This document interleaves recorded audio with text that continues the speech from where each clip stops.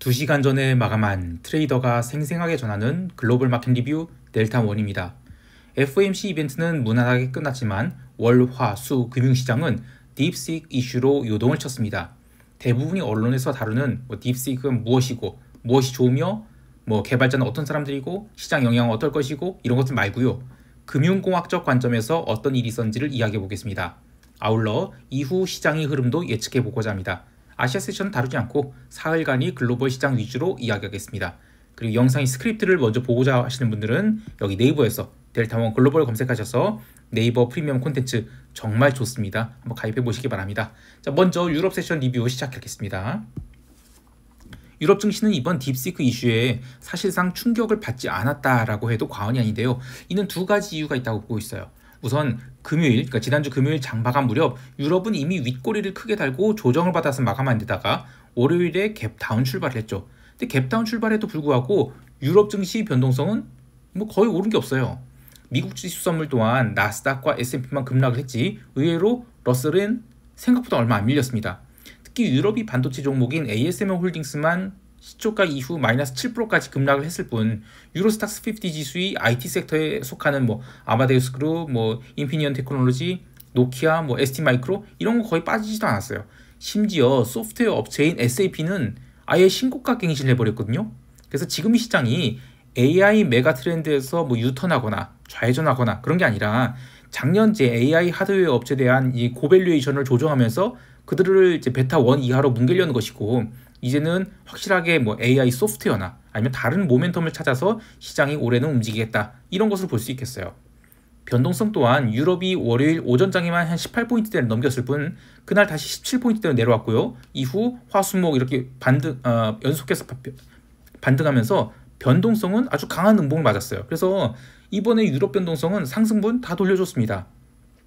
그러니까 어렵게 당긴 1월의 주가지수 월봉을 누를 생각 없다는 것입니다. 다만 채권 시장은 조금 다른 움직임 보였는데요. 의외로 미국 국채는 상대적 강세를 보이고 유로존 국채는 상대적 약세를 보이고 있어요. 특히 이번 주 들어서 그런 움직임이 강화되고 있죠.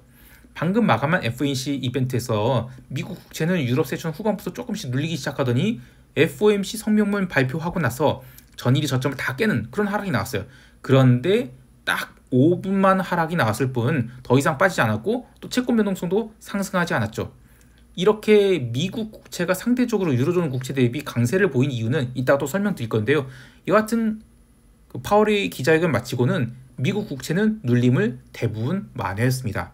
자, 근데 어쨌든 유로존 국채는 내일 ECB 금리 결정 기다리고 있죠. 그래서 상대적으로 좀 회복이 적었다라고 보이는데 이 1월 한 달 보면 미국 국채는 바닥을 찍은 듯 하지만 유로존 국채는 아직 바닥을 안 찍고 있거든요. 그래서 유로존 채권이 내일 바닥을 만들고 위로 도는지 좀 잘 봐야 되겠어요. 참고로 이 파월은 기자회견에서 장기금리 연속된 하락에 대해서 그냥 턴 프리미엄 때문이다 이런 얘기를 했죠. 인플레이션과는 관계가 없다라고 했어요. 근데 이거는 좀 더 봐야 될 것 같아요. 통화시장에서는 월요일 그 딥시크 사태에 달러가 급락을 했죠. 근데 이때 다른 비달러 바스켓보다는 엔화가 강하게 상승하면서 리스크 오프의 모습을 보여줬어요. 그래서 달러가 눌렸죠. 근데 그 뒤로 화요일부터는 시장이 조금씩 반등을 하면서 엔화가 꺾이고 호주의 물가 지표가 눌린 등 나머지 비달러 통화가 여러 가지 요인들로 조정을 받으면서 눌렸던 달러 인덱스가 바닥에서 조금 반등을 했거든요. 여하튼 1월에 달러가 정점을 찍고 내려가는 것이라면 2월에는 엔화가 앞서 나갈지 아니면 다른 통화들이 앞서 나가면서 리스크 온이 움직임을 보일지를 기다리겠습니다. 상품 시장에서는 골드가 역사적 고점권까지 왔는데 2월에도 골드가 연속해서 돌파해서 달릴 것인지 굉장히 중요한 기로에 놓인 것 같아요. 반면 기름은 1월 월봉 마감을 코앞에 둔 상태에서 아시아 세션에서 반등하던 것을 유럽 세션에서 한번 레벨 다운시키고 또 미국 세션 들어서 원유 재고 발표 후에는 아주 지루한 박수를 쳤죠. 근데 원유 재고가 346만 배럴로 컨센서스를 넘겨서 과잉이 나왔는데 그렇다고 해서 유가가 즉시 빠지지 않았어요. 오히려 약간의 반등 시도도 있었죠. 하지만 전반적으로 기름은 변동성 매도가 강하게 나오면서 상승을 틀어막았고요. 결국 유럽 세션 마감 후에는 장중에 매수로 따라붙은 쪽에서 손절을 하면서 텍사스 기름은 72.33달러까지 밀리게 됩니다. 기름은 지금 계속해서 변동성 매도가 진행되고 있는데 현재 변동성으로는 마이너스 2% 정도 내외의 움직임이 나오면 그게 당일이 시세 한계로 보고 있어요. 반등도 마찬가지죠. 이제 1월 월봉 마감이 이틀 남았는데 조금 더 언더슈팅을 줘서 완전히 음봉으로 내일 꽂을지, 아니면 그래도 반등을 어느 정도 해서 아직은 상품 시장이 죽지 않았다라고 할지 결정할 때가 온 것 같아요. 지금 월 마감을 앞두고 언더슈팅을 준다 그러면 뭐 네이키도 전 롱을 한번 잡아볼 만하다고 생각하거든요. 근데 그렇지 않다면 계속해서 변동성 매도만 줄 것 같아요. 자, 이제 미국 세션 넘어갈게요. 서두에서 언급한 것처럼 주말간에 그 딥시크가 회자되면서 투자자들의 심리가 냉각되기 시작했죠. 근데 이렇게 되면 월요일 아시아 세션의 CME 전자거래가 시작되면서 틀림없이 나스닥 매도든 아니면 S&P 매도든 나오겠다 싶었어요. 그리고 처음에 발생하는 갭 하락이 크기에 따라서 투자자들이 고민의 정도가 나타날 거라 봤는데, 의외로 나스닥 선물은 마이너스 0.6%밖에 안 빠졌거든요. 이게 왜 의외였냐면 주말간에 제가 계속 이게 보는데 투자자들의 심리가 굉장히 나빴거든요. 그래서 갭다운이 나오면 최소 마이너스 1.2%, 심하면 마이너스 1.5%도 나올 수 있다고 생각했어요. 그런데 이렇게 갭다운이 적게 나온 이유는 지난주 토요일에 미국 시장 오후장이죠. 이미 나스닥 선물이 내리기 시작했어요. 그래서 윗꼬리를 달았기 때문에 그것을 감안하면 마이너스 0.6% 갭다운 나왔어도 미국 시장 참여자들은 현물 기준으로는 벌써 1% 마이너스 1% 갭다운 나온 거거든요. 그래서 선물은 상대적으로 갭다운이 적었던 것 같아요. 자, 또 하나는 변동성인데, 지난주 토요일에 시장이 눌려서 마감했죠. 그런데도 변동성은 못 올랐어요. 그래서 어떻게 보면 주말간에 있었던 그 딥시크 이슈가 이거는 약간 블랙스완인 것이지, 금융시장이 이런 이벤트를 예측하고 뭐 변동성 매수 해지가 그 진작부터 들어오고 그랬던 것은 아니라고 봐요. 문제는 그러다 보니까, 그러니까 해지가 덜 돼 있었던 거죠. 그러다 보니까 좀 더 시장에 파괴력이 있었던 것 같아요. 1월 27일 아시아 세션이 전투적인 투기민족인 대한민국 투자자들이 나스닥 선물 거래를 쉬어서 그런 건가요? 월요일에 CME 전자거래가 시작되면서 나스닥 선물은 빠르게 마이너스 1.2%를 밀어내게 되고요. 이후에도 계속 매도가 쌓이면서 2단 언더슈팅을 기록했는데 그때 제대로 된 반등이 한 번도 없었어요. 그래서 전자거래에서만 유럽 세션에서 마이너스 5%가 넘게 밀리는, 이거 굉장히 특이한 거죠. 선물이 마이너스 1%도 안 된 자리에 출발해서 마이너스 5%가 밀린 거예요. 전자거래에서만. 근데 이게 어느 정도냐면 그 이틀 만에 볼린저 밴드 상단에서 하단까지 한 번에 돌파한 것이거든요. 이 투시그마 이벤트가 전자거래에서 나온 거는 굉장히 오버액션입니다. 마치 이거는 볼마게돈을 연상하게 한 건데, 그건 좀 이따 얘기하고요. 어쨌든 그 이런 움직임이 나온 게 좀 또 더 특이했던 것은 그때 유럽 지수 선물이 변동성 18포인트 초반까지 올랐거든요. 근데 미국 변동성은 그때 20포인트가 넘게 오르고 있었어요. 그리고 S&P 풋옵션은 장중에 무려 580베이시스가 납니다. 그리고 뭐 대부분 뭐 20배에서 200배까지는 확실한 이익을 보여줬고, 많으면 한 400배에서 580배, 이게 다 전자거래에서 시세가 나온 거예요. 그래서 이거는 그만큼 유동성이 없었기 때문에 나스닥 선물이 이렇게 급락이 나왔다라고 보고 있어요. 그래서 정작 본장 개장 때는 미국 증시가 생각보다 안 빠졌거든요. 마이너스 3%대에서 출발한 지수는 오전장에 마이너스 2%대까지 낙폭을 축소했다가 오후장에는 더 이상 빠지지도 않았지만 더 이상 또 반등하지도 않는 굉장히 지루한 박스를 보였습니다. 그리고 변동성은 오지게 빠졌죠. 유럽과 마찬가지로 하루 만에 다시 변동성을 17포인트 중반까지 뺐고요. 어제 오늘 해서는 다시 16포인트대로 내려와 버렸어요.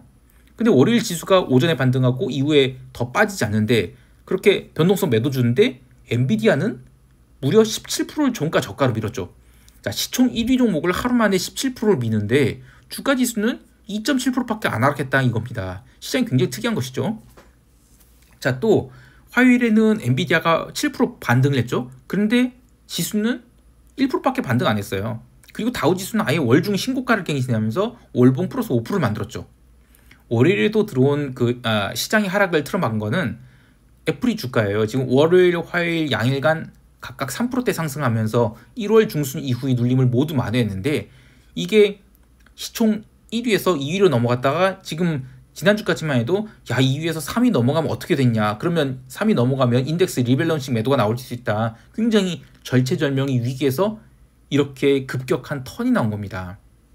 자, 이 뒤에 서두에서 언급한 이러한 일들이 왜 일어난지 트레이더의 관점에서 이야기해 볼게요. 자, 월요일을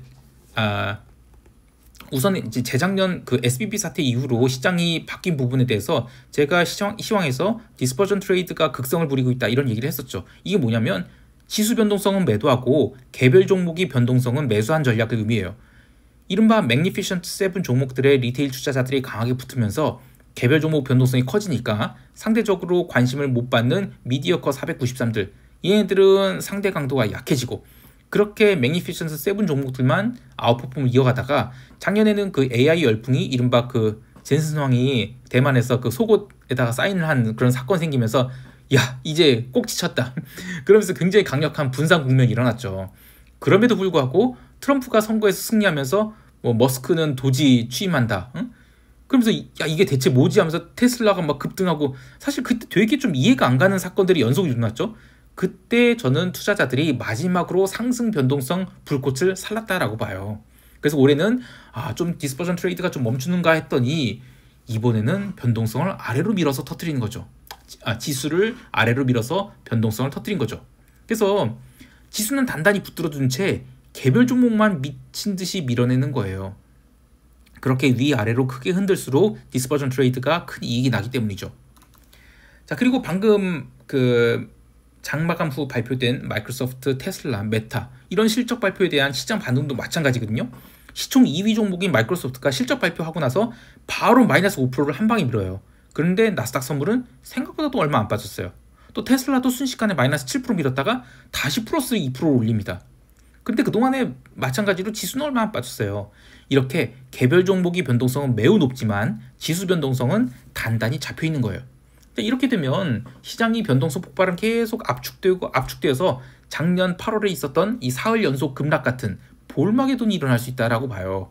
근데 그렇기까지는 얼마나 또 더 많은 변동성 매도가 있어야 될까 싶습니다. 또 그 제로 데이 투 익스파이어 옵션이 발달로 장중에 변동성을 썰어낼 수 있어요. 그래서 정작 본장에서 변동성이 터지는 것은 이거 되게 어려운 일이 된 거 아닌가 싶기도 합니다. 참고로 2018년 2월 5일에 변동성 그 볼마게돈이 처음으로 발생하거든요. 이때 그 변동성 관련 해지 선물 매수가 계속 들어왔어요. 그래서 그 비율을 조정하다가 어쩔 수 없이 그 변동성 숏이 비율이 뚫으니까 다시 변동성 선물 매수하고 계속 그게 반복되면서 변동성이 폭발한 거예요. 하루 만에 118%가 떴죠. 근데 이것도 본장에서는 얼마 안 떴어요. 그래서 이제 그 전자거래에서가 변동성이 크게 나오고 있습니다. 근데 그렇다고 해서 그러면 CME 전자거래에서 옵션 매수하는 거냐 어떻냐? 이거 호가 스프레드 장난이 많이 줘야 되거든요. 또 청산하기도 되게 힘들어요. 이것도 방법은 아니올시다이죠. 여하튼 월요일날 전자거래에서만 변동성이 터졌을 뿐 월요일 본장이나 화요일 본장 이런 데서는 이미 변동성을 잔뜩 눌러버렸기 때문에 수요일에 FOMC 이벤트에서는 이거 별거 할 거 없겠다라고 싶었고요. 시장은 또 무난히 이벤트를 소화했어요. 시장은 지금 지역별로 1월을 무난히 마무리하는 것 같은데 2월에 어떤 핑계를 대서 시장을 움직이게 할지 모르겠지만 우리가 생각했던 어떤 전통적인 매크로 이벤트로 인해서 지수가 움직이기보다는 이런 그 딥식 사태와 같이 전혀 투자자들이 생각하지 못한 이유로 시장 변동성이 폭발할 수 있겠다라는 생각이 드는데 그건 당장은 아니다 라고 보고 있어요. 자, 이제 시장 총평과 대응 전략 이야기할게요. 우리 시장 대응 전략은 나중에 얘기하고요. 미국 증시를 어떻게 보느냐 이 관점은 다르지만 저는 시장에 다 왔을 가능성 생각하고 있어요. 그래서 이번 주와 다음 주에는 콜 매도를 쌓든지 콜 레이쇼 스프레드를 쌓아보면 어떨까 생각하는데 이게 다 왔다고 해서 하락 전환을 의미하는 게 아니라 더 못 가고 계속 고가권에서 박스칠 그런 가능성을 높이 생각하고 있어요. 근데 그 중에 좀 봐야 될 게 그 미국이 주초에 콜롬비아에다 관세를 부과한다고, 그러니까 그 미국에서 콜롬비아로 군용기를 동원해서 불법 이민자들 추방하려고 했더니 콜롬비아가 야 저리가 안 받아 라고 했더니 그래 그러면 관세 매길게. 그래서 콜롬비아가 그래 나도 관세. 그러다가 이제 서로 이제 없는 걸로 하기로 했죠. 이렇게 그 미국이 자꾸 장군 멍군을 주고받는데 멕시코에도 또 그럴 거라는 얘기가 있거든요. 시장이 그런 것들로는 조금씩 면역이 만들어지는 것 같지만 장기적인 관점에서 이렇게 장군 멍군 주고받는 거는 미국이 평판, 그러니까 즉 달러 강세가 뒤집힐 가능성을 또 높이고 있는 것 같아요. 그리고 그렇게 된다면 과연 미국이 자산이 고밸류에이션을 받을 수 있을까? 이런 고민도 있는데요. 또 이런 얘기가 있습니다. 이번 FOMC까지도 미국 국채가 상대적으로 덜 빠지고 있는 것에 대해서 일부에서는 이런 얘기가 나오고 있어요. 3년 전에 그 채권 매수를 시작했던 트레이더들이 계속 채권 매수했다 실패하고 또 작년에도 채권 매수했다 실패하고 그러니까 연이은 손절을 하면서 고금리에도 불구하고 그래 어차피 뭐 메가캡이 테크 메가캡 이거 보유 현금도 많고 채권 사느니 이걸 사야 되겠다라고 했는데 이제 테크 메가캡을 버린다면 이젠 미국 국채를 사야 되는 거 아니냐라고요. 자, 이 부분이 진실이라면 미국 증시는 이 매그니피션트 7 눌리고 미디어 컷 493들이 반등하는, 그래서 SPX 인덱스랑 SPW 인덱스가 붙는 그런 장이 진행되겠죠.